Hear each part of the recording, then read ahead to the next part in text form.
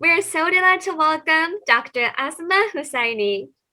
Thank you so Hello, much for everyone. coming.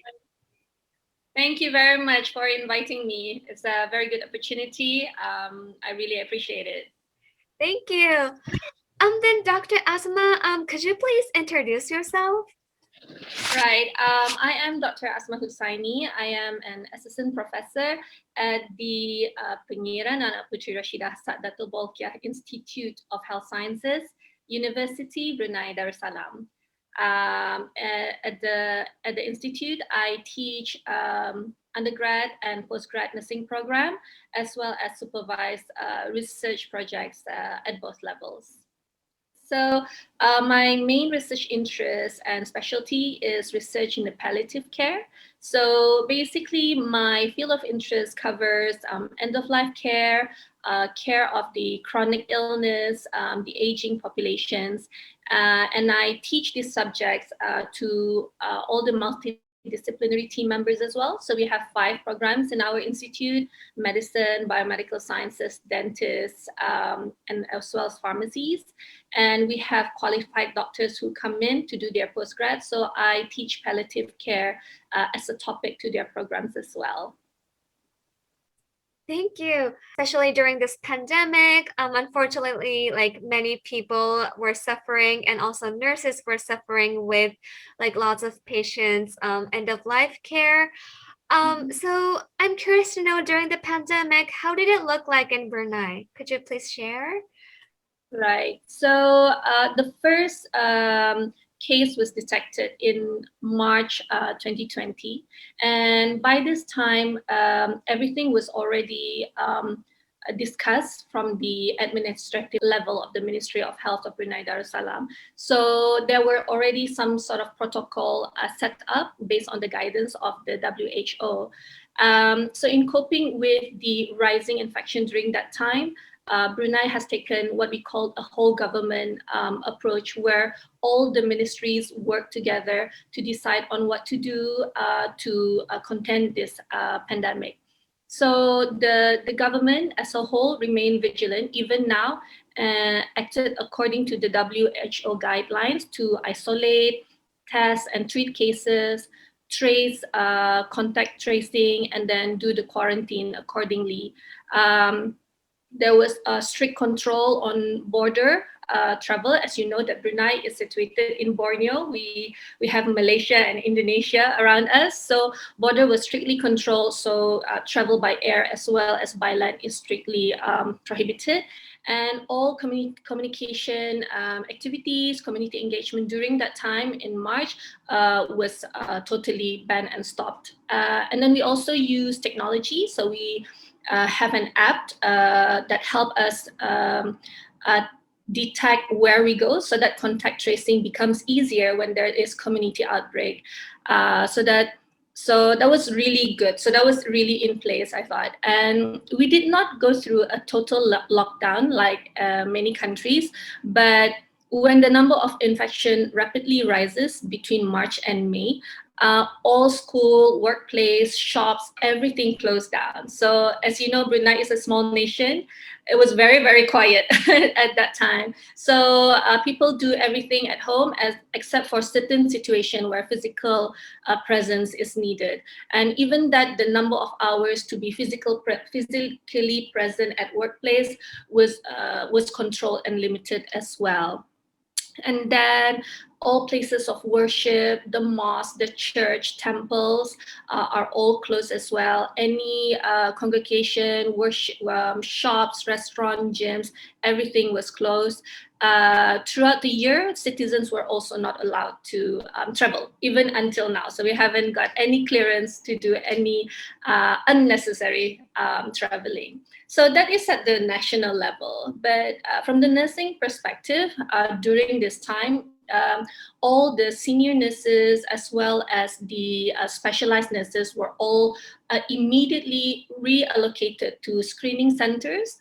So we have 4 districts, so every district would have their own screening centers.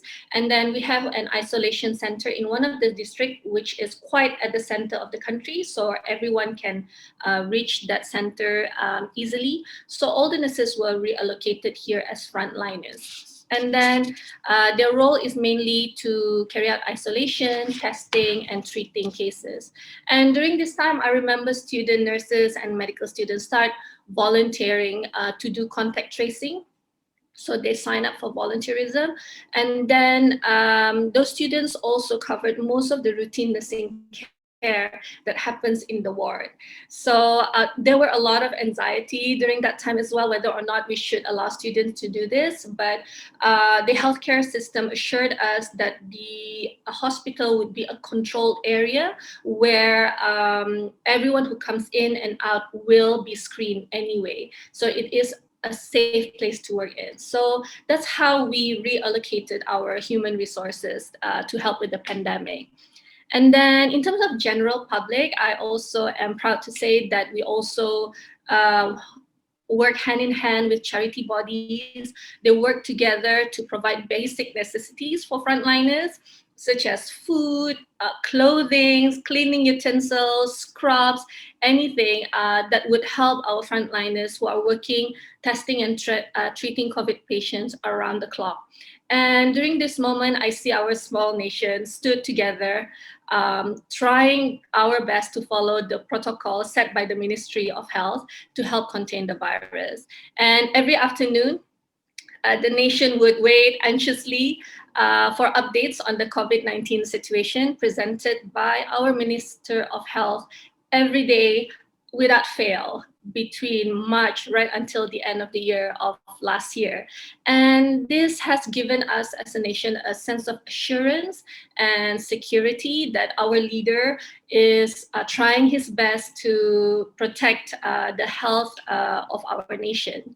And then during the updates, media are allowed to ask questions and to express any concern on behalf of the nation. So question and answer was going on live as well. So the population were able to text or WhatsApp the media people, and they would convey the question to the ministers.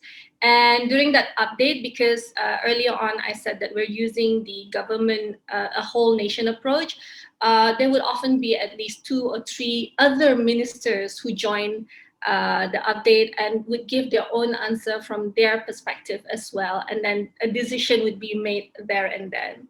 So I think that was really interesting reflection in terms of leadership in which that we're going to cover later on as well. So by early May 2020, there were no new infections recorded in Brunei, and we were able to flatten the curve. And by July, the market and the restaurant were permitted to fully operate, but within control. Limited number, social distancing is addressed, and then whoever who enters the premises need to scan a QR code to help with contact tracing in case there is an outbreak in the community. And then by the end of November 2020, we don't have any more local cases, only imported cases, because we have a lot of expats coming in for work. And these expats are all treated and isolated in Brunei.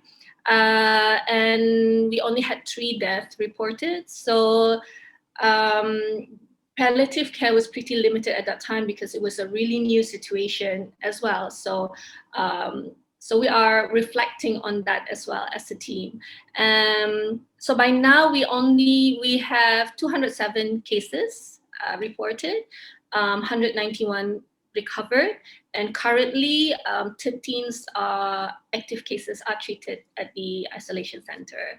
And I think this is a reflection of how effective the pandemic policy, even during rapid decision making, happened in Brunei. So I think from my point of view, I feel the Brunei health system's resilient and rapid response to COVID-19 outbreak is a testament to the collective effort of both national and international effort as well. So that's what happened in Brunei over the last year. So everything now is as normal, and we still scan the QR codes wherever we are.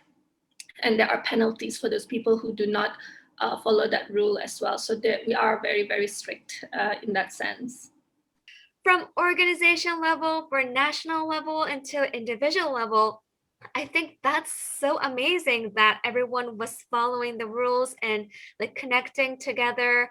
So I was really amazed by that as well, and the fact that it took 3 months all that to happen. So it is a huge reflection on the leadership of the current minister, and we really appreciate his effort in handling the situation.